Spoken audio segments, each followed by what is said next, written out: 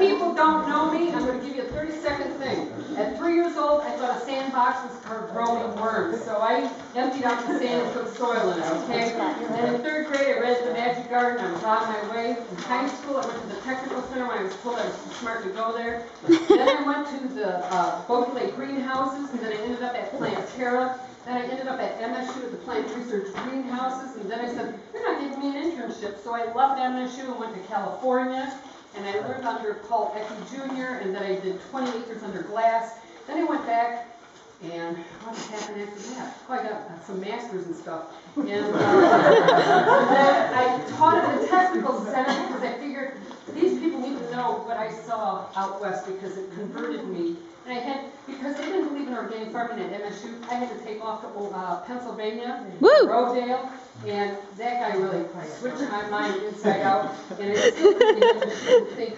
organic, so I just said, forget them, I'm on my own, I'm a socialist and all those other words they call me. So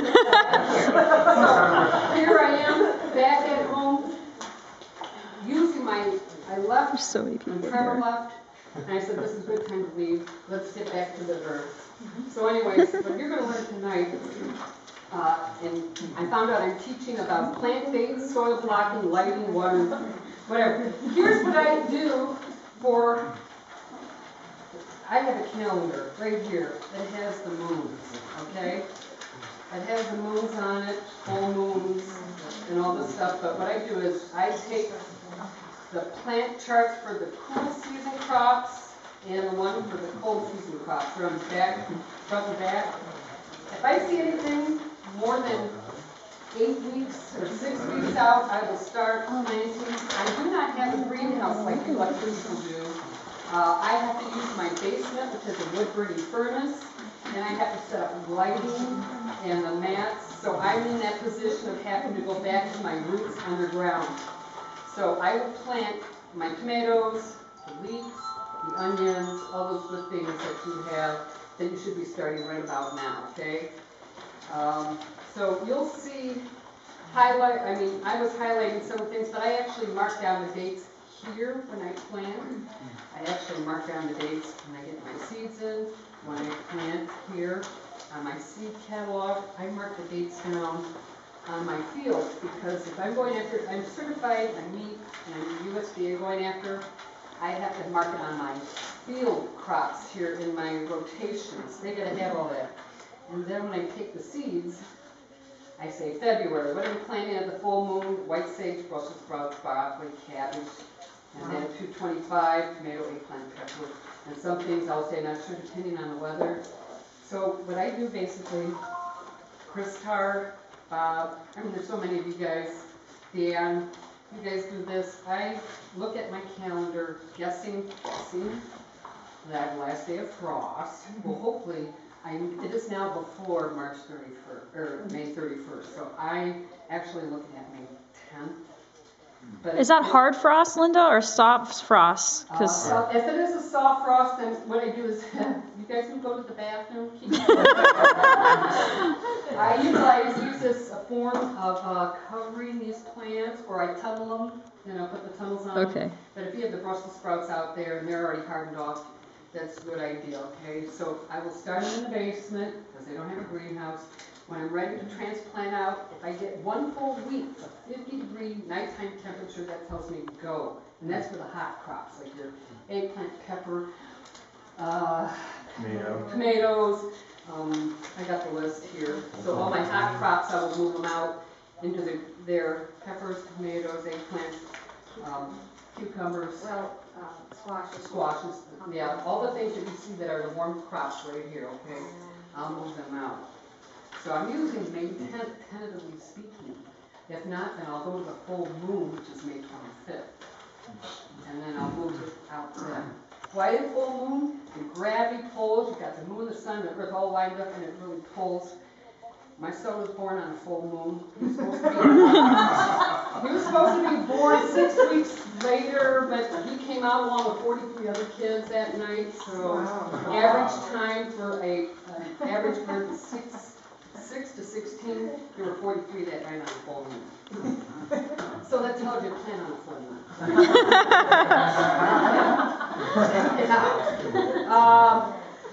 Let me get to the quick stuff first. As far as lighting, I would really rather have a greenhouse, because like I say, having greenhouses, it gives you the full spectrum of lighting. But what kind of lights do you use? that's what I'm looking for, my stuff. Oh, here it is. Yeah. In my basement. I went to Home Depot because there's people who charge like a lot of money. Get the plant aquarium. It gets a full spectrum, very cheap. I think it's like about $9 a bulb. Okay, I get that, and then I use. Oh yeah. And then I know, Dana, you saw mine. Yeah, I did. It's awesome. It looks like a place where you would grow something illegal, but it is. Or somewhat legal now. Oh, It's not totally. One of these hanging down. 1, 2, 3, 4, 5, 6, 7, 8, 9, 10, 11, 12, 13, 14, 15. I have 15 of these. Okay. Anyways. And there's another example right actually behind Chris and Faye back there. Yes, that's mine. It's not really great, but it does a job. That's And mine. I know Chris has her greenhouse where she has. I have a light card. Yeah. It's a, that, one of those commercial made ones that has 12. Yes. You can get 12 plants and there's like 3 levels. Wow. And Yeah. what's really nice is it's easy to raise and lower the lights, because you're doing that quite often. Yeah, because I am Just like here, I can see she's got, well, you can raise and lower this, right? Yeah, I can. Yeah, and I can too. I have mine on chains. Yeah. So I raise it and lower it. Does anybody have success with LEDs? Because I've tried an LED because they're so much cheaper electricity-wise. They're cheaper, but I'm looking for the blue to the red spectrum. You'll get a small spectrum of the visible light, but the blue and the red gives you your foliage and your flower. So when you get an LED, you're going to get a minimal amount of light that won't be good for the plant's total. Even if you get a blue-red one? Well, There are some that are made yeah, that will do a good job because they're in the right spectrum, but the problem is those bulbs are extremely expensive. I was going to say, I'm looking at cost, and for all of us, if we're trying to grow something, you're correct. It's more efficient, but the cost factor can outweigh the efficiency. And I'm curious if they're equally good in terms of growing. Jerry, do you want to speak to that? Yeah. LEDs. I'd rather have the sun. Zoomed out for a minute. Huh? They work okay. The ones I had were wired in mine, so anytime a bulb blew out, I had to replace it, and it got really tedious. They weren't waterproof as well. The unit I had, I mean, it worked beautifully, but I had to maintain it and replace a lot of parts and work with the circuit. So. Yeah. Mine's got 3. Yeah, in fact, this shelf right here, my husband built this. This cost $900 at Johnny's. We figured ours out, including the lights, the heating mat and everything, maybe made it for $200, okay? So I got the 4 shelves, I got the lights, I got the heating mat, I got the timer. I mean, that's from the drug bus. So, sorry.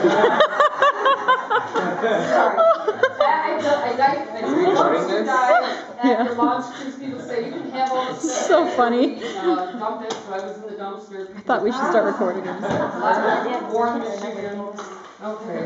I know. This is so funny. Watering. How many hours of light? Oh, good question. Lighting. I pull off 16 hours. I go from 6 in the morning to 10 at night. Okay? 6 in the morning to 10 at night. So my timer is timed from 6 in the morning to 10 at night. And then I'm going to start gradually backing it up until I can get right outside and acclimate to During flowering or season? During flowering? During vegetation. You don't do full light? Well, when I'm ready for the flowering, then I'll move it outside because at the vegetative state, when I plant them into the ground, they're still in the vegetative state. So the flowering plants, if I was in a greenhouse like we were, we didn't have to worry about the lighting, but 16 hours is usually the route. I'm having issues with conifers and slow growth trees, and I was curious about timing and other factors that were, because You wanna I'm, take that? You're starting with a light indoors? yeah, I would suggest doing it outside. Yeah, some I can, yeah, yeah. Because they go through a dormancy phase. some, yeah. So it's tricky to do it with the lighting, with the light right. Well, I'm germinating, not great, but some are. But, It has to go through a cold phase, it's yeah, like it's like a winter rat. yeah, stratification. Right now, some of my Well- seeds are in the freezer. No, yeah, but that's for germinating, Right. but I'm saying post-germination. Okay, vegetation. post-germination? Yeah. Perennials are hard to do under lights because Yeah. they just require so much energy to grow. You really need the sun, I think. Unless you're gonna use like a really high powered light. I'm using HPS at home. Okay, he's using, But not I see those. the big, Yeah, but that's what I'm saying, hold them out after, quickly because they're just getting eaten up. You can't maintain that, I don't know, it's just crazy to maintain. I end up taking cuttings as opposed to starting the seed. I hate to say that, but I have some very high-powered, I think it's at 30%. That's what some of the guys use for their stuff out west. So it's endobutyric acid. So it's used for making cuttings.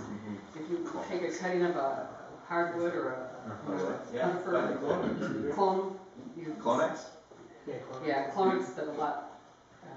Stronger. Yeah, like about $90 for a bottle. So, anyways, any questions?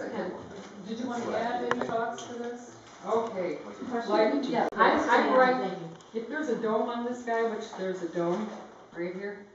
No, I put it underneath. If there's a dome under here, I'll put Yeah, the dome on top and close as possible. But since they've germinated, my fans are on to keep the air circulating so I don't confuse air anymore. Which we'll talk about. Anyways, watering. I have a thing with watering. I don't like to water from up above, but if I have to, I will. And where was that silly thing that I had that I don't know where I put things. I'm trying to find it. It's in this whole big area. There's a pop bottle. Right here. All right. Mother invention. I made a couple of holes in here. So if I need to water these, I can mist it if I want to, or I can take the gallon jug. I love that idea. Isn't that brilliant? I'm sorry, that just drives me nuts. So I just, my hands are sore. So that's what I did. I went to the people at the recycling place itself. I used off a few for 10 cents. I gave them a dime, whatever. I got about 10 of them. Okay, and I let the water settle. Oh, also what I do with the water, I put a little bit of hydrogen peroxide. When I get it up to about here, I put a little bit of hydrogen peroxide so it'll kill off any bacteria that might be there, but it also adds just a little bit of oxygen and hydrogen to the soil. It just seems to make it go. Are you talking about tap, RO, or? Okay, I'm glad you asked about that water, because What today PPM do you- I use well water, do not use water softener water. We were talking about that. Please stay away from that because you'll get nitrates, which is salt buildups, which will kill your plants. If you can get, My well is really Iron? simple. have it tested. 550. I had mine tested for nitrates and for E. coli. For LEAP certification, USDA certified and certified naturally grown, I have to be tested every year. And I tested there, if you guys are in your basement or wherever, there's a tap out near your hot water heater. Yeah. That's where you get tested. And I clean that out, that's where you should get your water from because that's pure water before it goes through the softener. And where do you get it tested? I go up to Lapeer Extension, so you guys maybe have Oakland County Oakland Extension. County over there. All the water in this area does have arsenic in the well. Yeah, see, they were testing for arsenic, that's true, I forgot. Is there Yeah. test kits that you can take home? I look for those. You and go, it you seems- just go there and pick it up. Pick it Yeah. up? Okay. Mine costs $25 to get tested up in Lapeer. Oakland Health Department, thank you, Oakland County Health Department, Okay. and I should say, I have mine at Lapeer County Health Department, yeah. Don't they have to test for specific things, like you have to say, well, I want to test for this and I want to test for that? Here's the two things they're really looking for, E. coli for your plants. If you don't transmit it, it'll transmit through water, and nitrates, because you might be pulling that up. Those are the two major things. If I start asking for all the other stuff, those are the two major ones that they're looking at for my certification. I'm high in iron. So Aren't we all? I got iron in my body, so I gotta watch this. If and I had my soil tested, which will get biosystems. Anyways, we'll get into that. So, water Is the iron a problem? That's what I'm. Iron hasn't been a problem for me. Calcium. But here's my soil test right here. I had 3 fields tested, and I'm glad I did. They test everything, and I mean I can pass this around to you. When you've gone through it, Yeah. Biosystems test mine. It's up in Marlette. Yeah, Joe Schringer tests my soil, and the thing that they look for, the CPC, the organic content. I do not use this stuff. I am a totally what do you want to call it? Vegan. Yeah, well, I'm vegan, but I use everything from my property to make the soil. So this here is regenerative, decomposed wood chips from the trees on my property. I have a veneer chipper. I'm not gonna lie to you. So I could put this through a veneer, let it set and do its thing, and it smells like rotting soil. Linda, Yeah. before you move on to soil, what about city water? Oh, I'm glad you said that. Yeah, thank you. Yeah. I am out in the country. I've never used city water. So you guys are on city water. Okay, here's what happened today. I got a call from the technical center. They're on a water softener. Here's what they had to do. I had to tell them they had a reservoir for the fertilizer. I was using hydrogen dioxide. You could use hydrogen peroxide. And what they had to do was neutralize the salt. Now this gets into a lot of chemistry. They had to neutralize the salt. And then when I said, now you're going to have to pull out a sample of your water as it's feeding through with the fertilizer, get a sample, test it. Then you're going to have to get do you have an EC meter?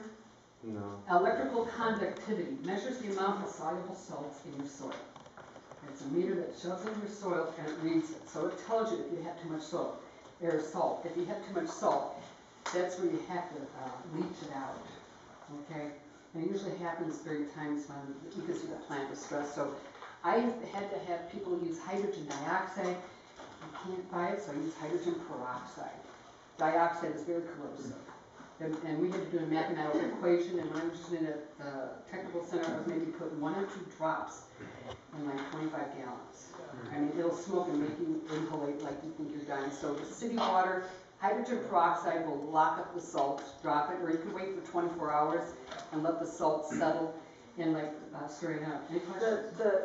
If you let it sit for at least 24 hours, the chloramines will Yeah. volatilize too, and you don't want to put chloramines on your plant. No, and so that's why you guys who have city water, if you're on city water, that's what I've had to do is hydrogen peroxide with that protocol, and then feed it out, and then I have to get electrical conductivity meter to see what is the salt readings on the soil. That's a good question. Something like a Brita filter actually does a pretty decent job. Yeah. I mean, it's not exactly. Yeah, because like I said, I haven't been in the city water since 1980. Just letting it sit for 24 hours helps a lot. It does help a lot, but And in Detroit, though, they have these are different kind of chlorine. It's like chloramide, I think, or something like that. And it takes longer to off-gas. Most chlorine off-gases in 48 hours. But I know I have friends out there, and they say it takes a few weeks to off-gas.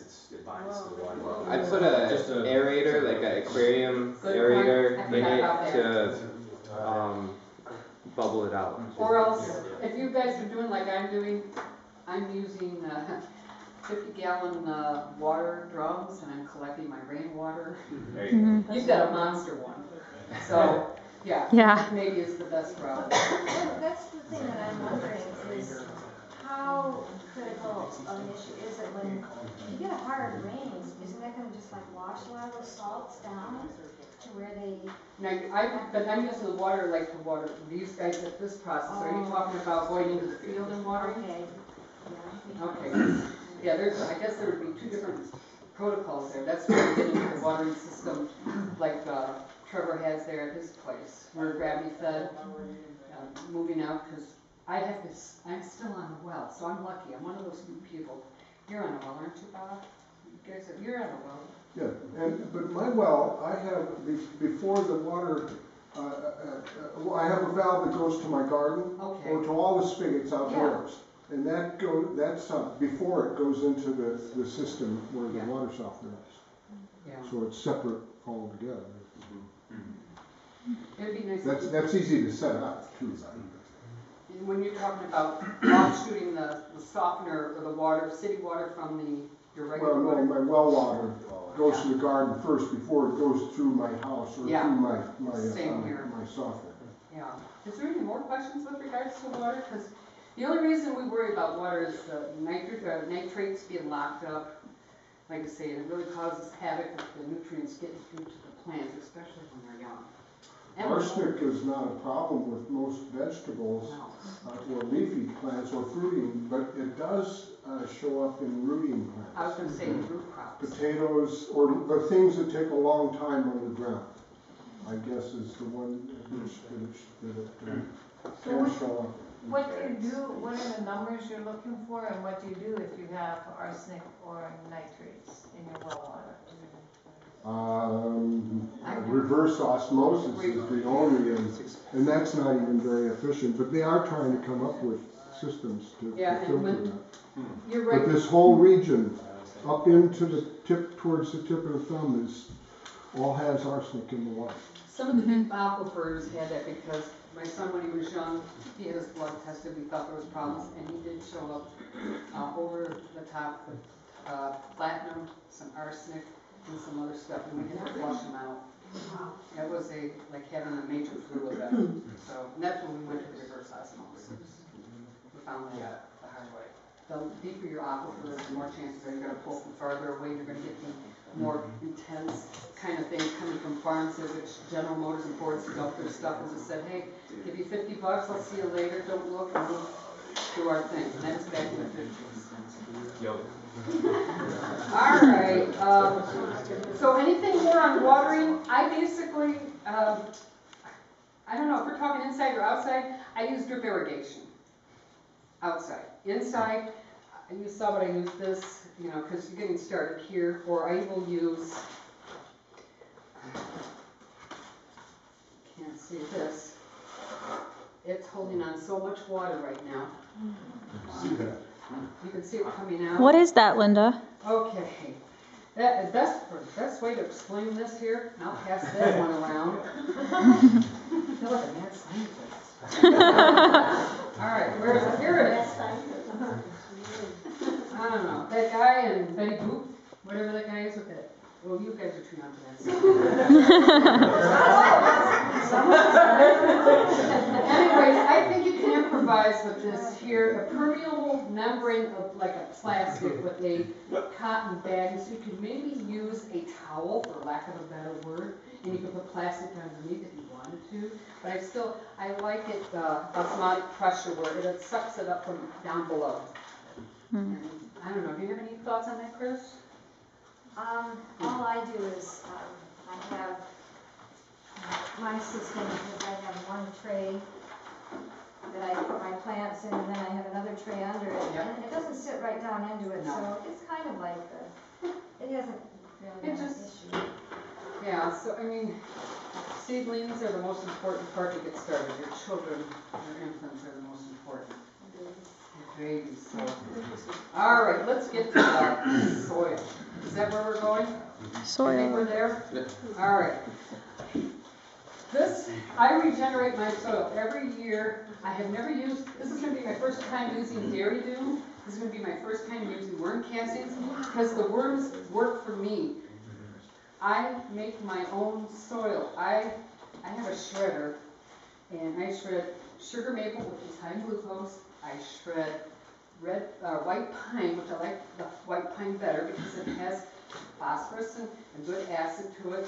And I had Joe test this to make sure I'm high in humic acid, which is good, helps with the plants. And then what else do I put? Oh, grass clippings. So I have a high nitrogen, high carbon. I have no weeds. I don't know, like I said, I've got some great experts here that are organic, that, you know, add to the thing, because you guys taught Organic University. But this is what I use. You want to take a look, I do this every fall. Yes, my workout. My workout. So, and like I say, some people use manure, but because I'm vegan organic, I'm not, but I may, dairy dew. I may be using dairy dew. I don't know. I'm having some friends talk way into it. So I went up to Will's greenhouse up there in Carroll and got some. I'll see what happens. Because Joe told me I'm a little low, and so I'm going to fix it. If you want me to speak at one time, you want to make sure that it's composted. Oh, dairy dew is, I'll tell you what, for those of you who don't know dairy dew is maybe, if not one of the best. It has been rated #1. It is the most composted. It has, you've been there, you've seen the whole That's thing. mainly what I use. When I was starting out 5 years ago, I didn't really have a good, compost system. We now have a tractor that you can turn ourselves, but I really got hooked on the dairy dew. We went through a lot of trouble to get it, but it's just because I just knew I could rely on it. It was just really, They're very really good ethical. stuff. Yeah, I mean, I've been up there. They do these programs in August. If you ever get a chance to go up there to see what they do. And then I used to make my own seed starter, but I got a little bit lazy, and they have like different kinds, and so like there's the Pats mix, the block mix, which I use for the finer, smaller blocks. Yeah. But it is a dairy based, and my understanding is that they go around. They don't just take it from any They dairy take it from farm. organic farms. Yeah, they're very critical in what they use, and it's a really, I think it's a very quality, ethical operation. That's what I was looking for, people who were ethical and people who were serious, that us as organic farmers. Now, I don't know what you guys use. Do you use dairy dew, or do you make your own compost? I used to make it, but now there's so many available I and know. already pre-mixed. It used to take me half a day to do it. I'd dump 20 or 30 bags of stuff in a pile and then have to move that 3 times. Yeah. And like A lot of Bob, work. I know that Trevor would be out at Bob's place there working in the fall. We get the soil ready for you guys in the spring. So I mean, it was one of those things. I do all of my soil raising in the fall so that I can let the worms work, because they're free labor. I don't have to worry about them. And the soil is free. If anyone's I compost so many different things. I mean, I have a mountain full of different debris that I start off with, and it gets mixed with seaweed and manure. Oh yeah, the seaweed. Oh my God! I just All ordered. sorts of compost, but worm castings is the best. Yeah. You just go ahead. I was just gonna say, most of you sound like you're in bigger quantities than this, but if you're looking for a small quantity of Morgan's composting, you can order it through csafarmersmarket.com. And my bike shop in Clarkston is a delivery place. Good. A drop-off place. So csafarmersmarket.com. They also sell. Actually, it's .localharvest.com or something. But if you Google CSA Farmers Market, you'll find it. I pick up every week at the bike shop. Local harvest. That's right. You're right. It is local harvest. Yeah. And I called Uncle Luke's. Yeah, Uncle Luke's. I've been there since the 80s. Oh, I like their compost. I've got that now. I think we all got the idea. It's just the right combination of carbon and nitrogen with micronutrients. Okay. Now I want to get the soil. A really nice thing to add to is green sand. Oh, that's what I got right here. This is green sand. I love green sand. Oh my God. What's green sand? What's green sand? Okay, green sand comes from New Jersey. It has so many different micronutrients. I buy it by the 50-pound bags. Is it like azomite? Oh yes. Here, take a look. It has all kinds. And you see it's green as little animals. You know, the beginnings of life that turned into sand. So I'm passing that around. Thank you. It has what our soil is depleted of. Totally, it has like over 60 micronutrients, 60. Linda? Yeah. And anybody else? Yeah. Would know, how about wood ash? Okay. We have a lot of. Probably- Okay. It alkalizes. Around here, I would, that's the same as using a lime. And we're already at 2 alkaline, adding that would make it more alkaline. Okay. My thought is, I put a little bit in my amendments, Yeah. that, you know, the trees are going down, down, down, down so deep, and they're bringing these nutrients up from, you know, the minerals from way down. It just seems like there's gotta be something valuable, like micronutrients that would be in the, we can sort of ameliorate the alkalinity factor other ways. That's where I use the pine Well, needles. it's hard to explain why it is that way here. It is, it's just, the land, I mean, all of this area, even over on the east side, it's very alkaline. If you look, they actually did a geological on my map for the Michigan Agricultural Environmental Assurance Program. They did a geological survey on my area, which is very clay-like and stuff like that. But I do use the wood ash. I have a wood burning furnace. Now here's what I ran into, is in that soil test right there, I found out I was too high on potash. You know why?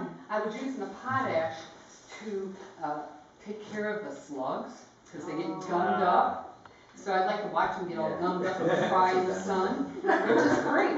But the thing of it is I was screwing up my soil, so I had to come in with some gypsum to get rid of that situation. What about diatomaceous earth for that? Oh, that's called money. Yeah, the gypsum has 2 benefits. Not only to acidify the soil a little bit, but also it loosens clay. Yeah, and that's if you got clay soil, just gypsums are great. I'm a gypsum woman. Yeah, I like gypsum. So I will bring in some gypsum because Joe told me to, because he saw, well, it was almost a given. If I saw the potash too high, I bring in the gypsum to bring it down. So it'll make it happy. I like how you guys do it. This is cool. Okay. Blocking, soil. Okay. I gotta tell you, the Mexican people invented soil blocking, okay? I was out in California in the 70s, and I was watching them make these balls, okay? Out of the muck in the swamp, or there was actually some springs near the rock in the mountains. I lived near Alpine Valley, El Cajon, California, when I left MSU to go out there, and they were making these, that sounds like mine. Hope not. Oh, and they were making these like this, they were setting them out, we didn't know what they were doing, and I didn't know they were doing soil blocking in 1975, but it was over 2,000 years they've been doing soil blocking. So I went from there to Holland to England, I guess we caught on. You can make up to 2,000 blocks an hour by the machine. That's a lot of blocking, okay? So anyways, this is the reason I like soil blocking. There's so much I couldn't even put it in my head. So I like it because this guy right here eliminates thinning. When you make these little soil blocks, I don't have to thin out. I can just take this guy and goes, I hate pulling out seeds because I'm killing somebody. Okay? I don't like to kill someone. So I like that. I also like the fact that they don't suffer from root shock. I hate these as much as you guys, okay? These are cell packs. And the thing is, for 20 years, we worked with the industry to try to come to terms with making recyclable. Everybody's got an ego, everybody wants their name on something.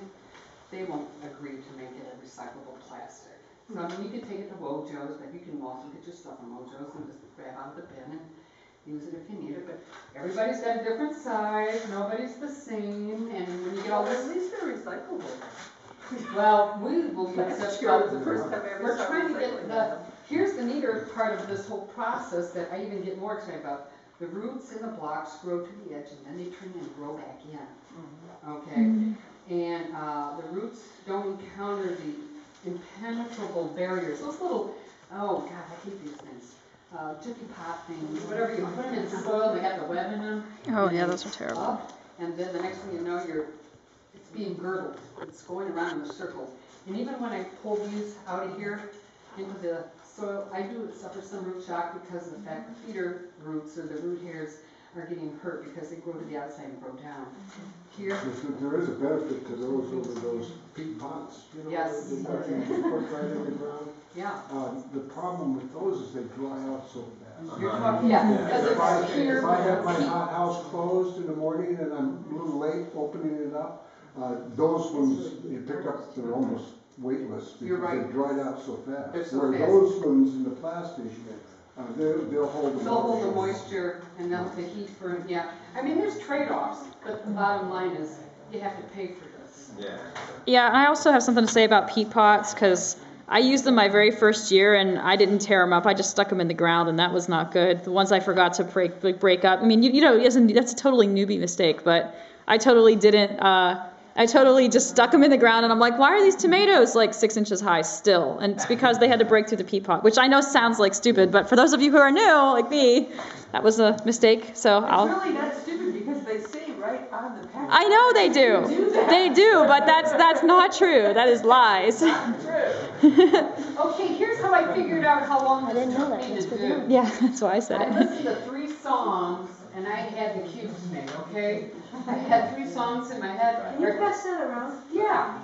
I planted, believe it or not, I planted this, what was it? When did I plant this? January, I planted this January 30th, and on the 31st, they were sprouting.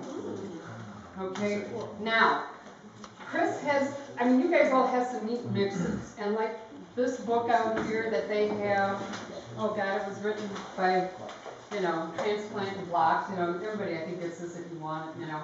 Long story short, you can make up all kinds of mixes, but the finer it is, like, they got a blocking mix right here, okay? Yeah, that was I got from Morgan's. Morgan's. And it is for that purpose. Yeah. I ended up with the seed starting mix because I wanted to have a little bit of goodies going on in here, and there's some goodies going on in yours too. What kind of goodies do you have in your blocking mix? I can't remember them all. Oh, usually they have they don't have the recipe on it. It has it in the flyer. Yeah, flyers, okay. All right, in her black mix, it's got Super Bloom, Sphagnum Peat, Perlite, Vermiculite, Brown Rock Phosphate, and Gypsum. I got the seed starter. It has, oh God, dairy dew, poultry, compost, worm, castings, which are biological growth. And he told me he also has 16 micronutrients and some other goodies in there too. But I figure as seeds, little children need some good growth. The blocking system, the biggest problem everybody has is keeping it together as a block. That is the #1 issue. So, long story short, the cheapest one I found was from Peaceful Valley. Okay, I went online and Googled, and I looked out Big Tree and all these other guys, and I said, oh my God, they're expensive. But then I don't have the machine that can put out 10,000 of them an hour. So, and that's in Europe, where they take it seriously.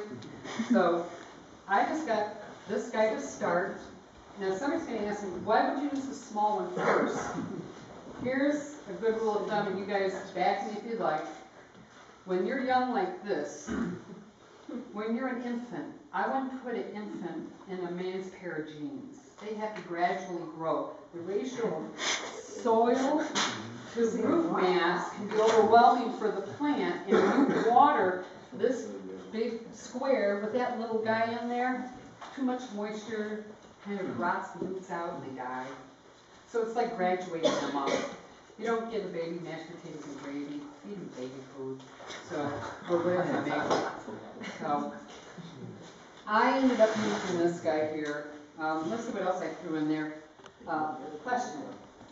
Oh, I thought you were asking a question. You were saying, but Yeah. so do you up them? Do you put them into something else? Yeah, she's got them right there. Yeah. And then So, is that why you don't want to water them from the top because you don't want them to fall apart as root well, mass? actually,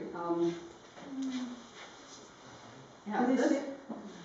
so this right here, let's get down to brass tacks, because you guys are going to do it.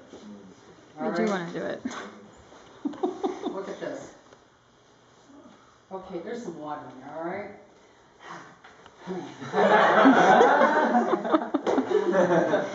Don't get me near the clay, it's over there. Okay? Keep me away from the clay. All right.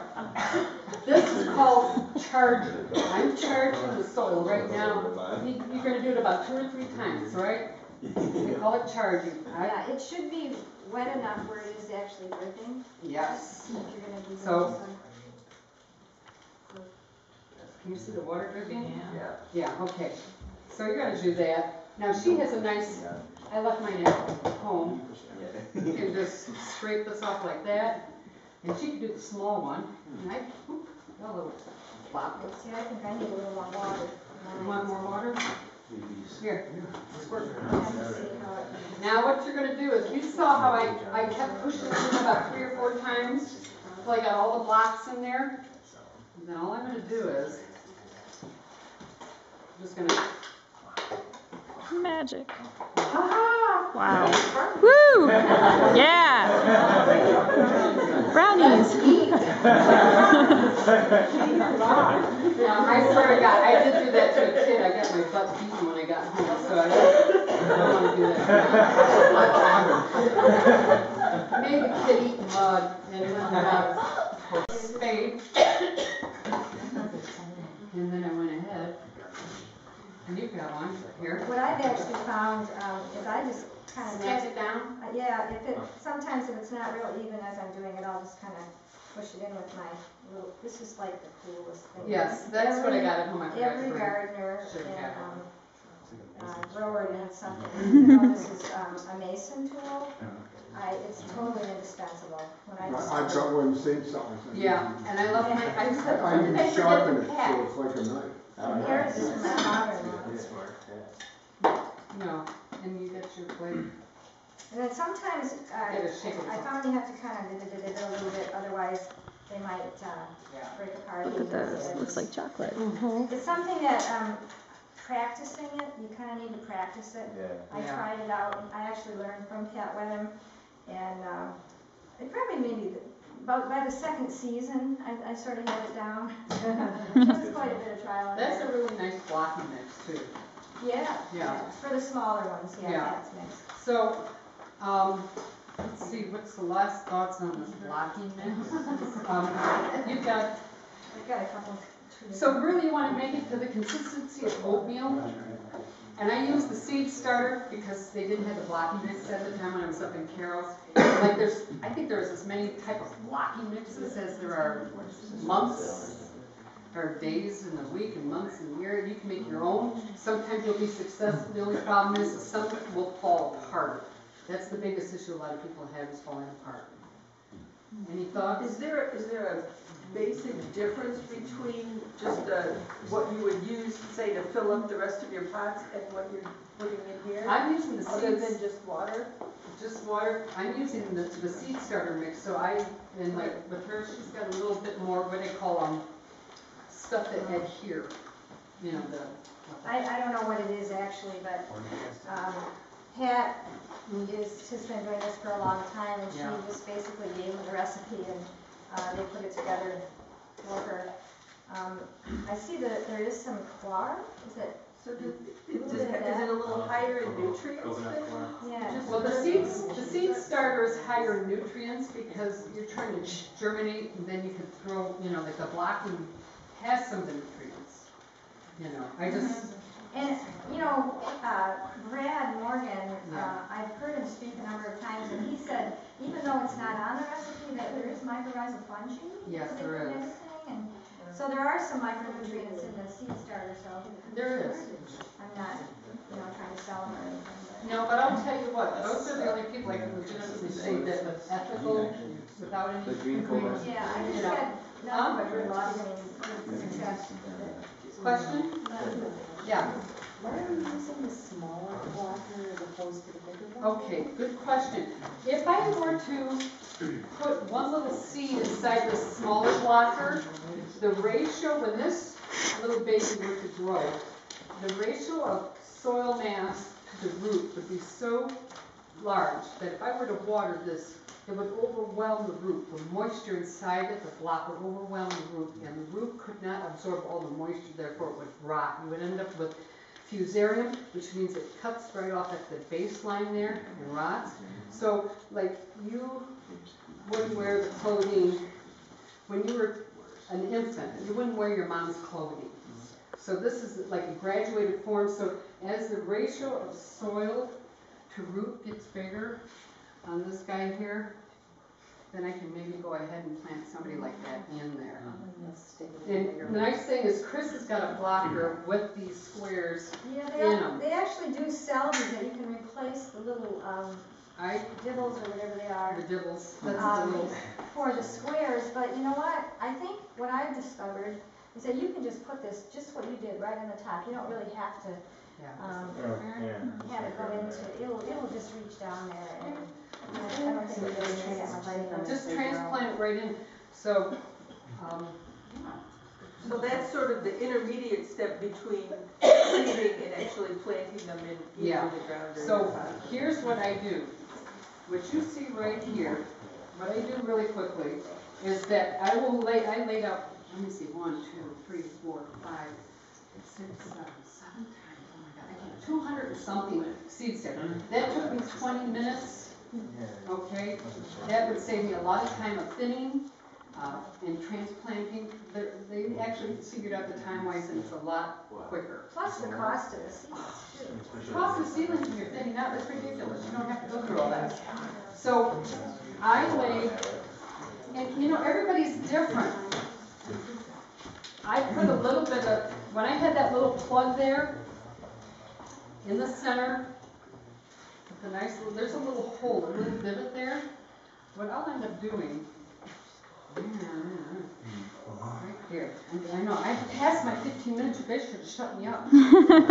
Yeah, you're way past, Linda, but it's okay. We don't care. God, I'm not used to this. I will end up putting my seed in here, but before I do that, after I put the seed down, I have one too. I will end up taking some sand. I learned this from the Germans.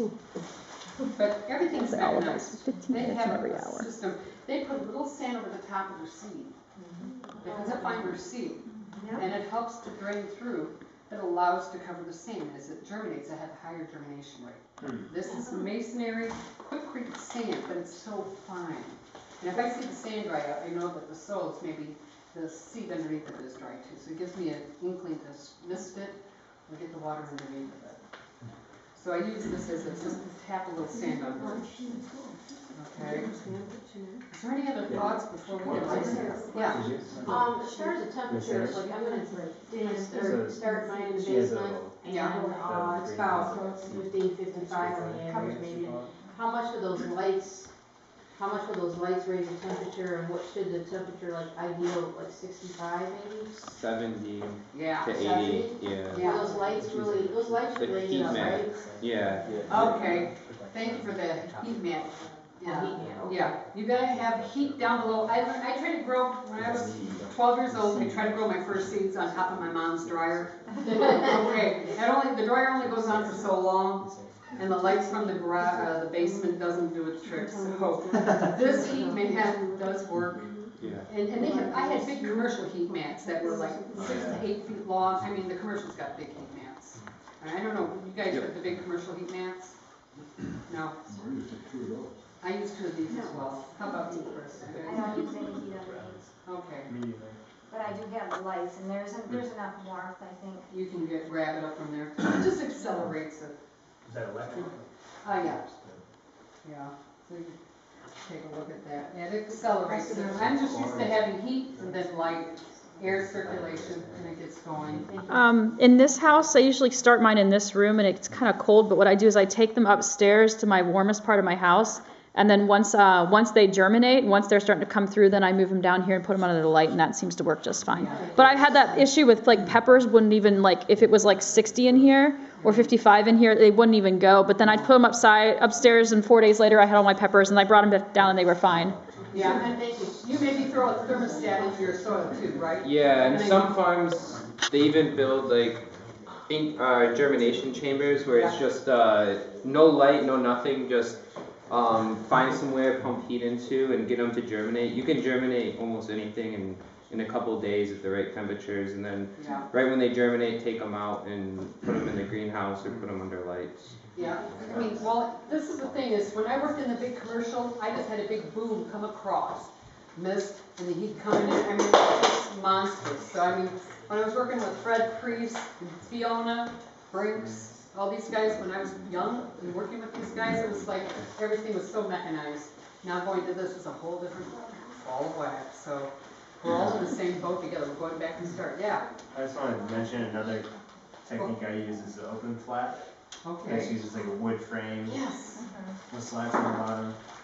And you just sow your seeds in the open flat in little rows, and you can leave them in there like with kale until it's like 2 or 3 inches tall, and then you just prick them out and then transplant them into the ground.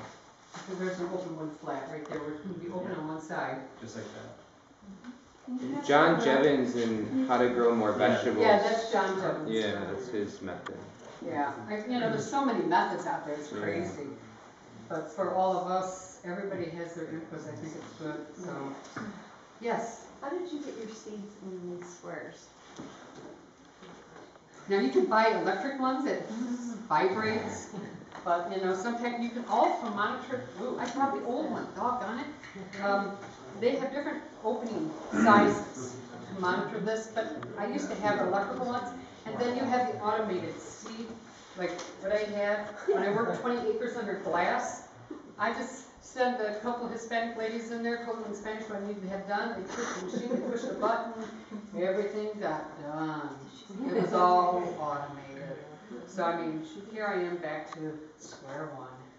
There's a little tool called the Seed Miser. Yep. You might have seen those. They're usually orange. Oh, you got one. Never get them to work. They're great. They're just like they're like the clickers, you know, Yeah. frog clickers, you know, clicks. But you can drop one little seed at a time. And that's a Yeah, good looks like point. the seeds are round though. If they've got like lettuce seeds.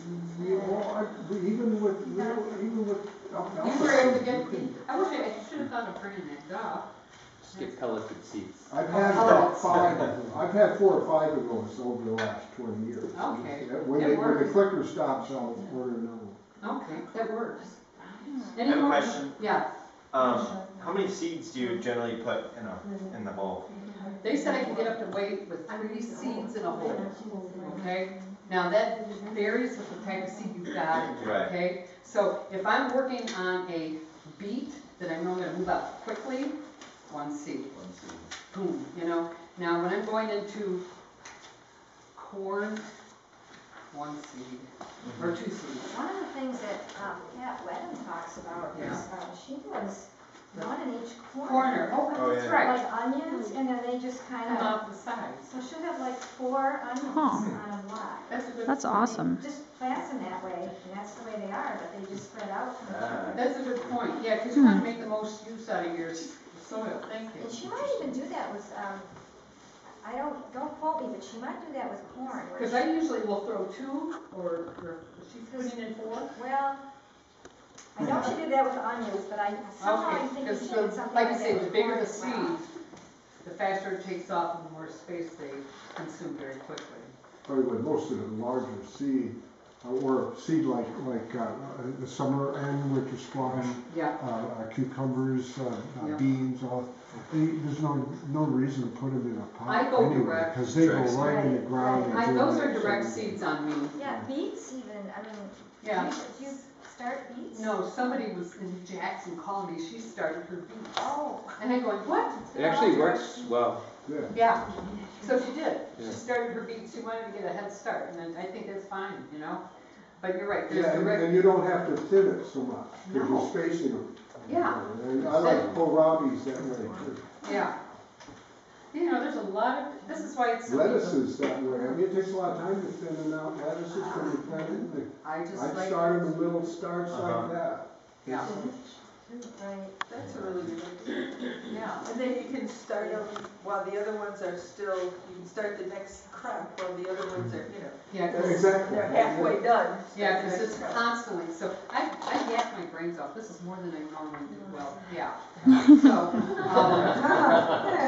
anyways, I think what would be interesting is here's how it usually works out. Now, I don't know about you, Chris, you can help out too, but Anybody want to, I mean, to have to they can try it out? try it out and then plan it, if they want to move, like right when they plant it in here.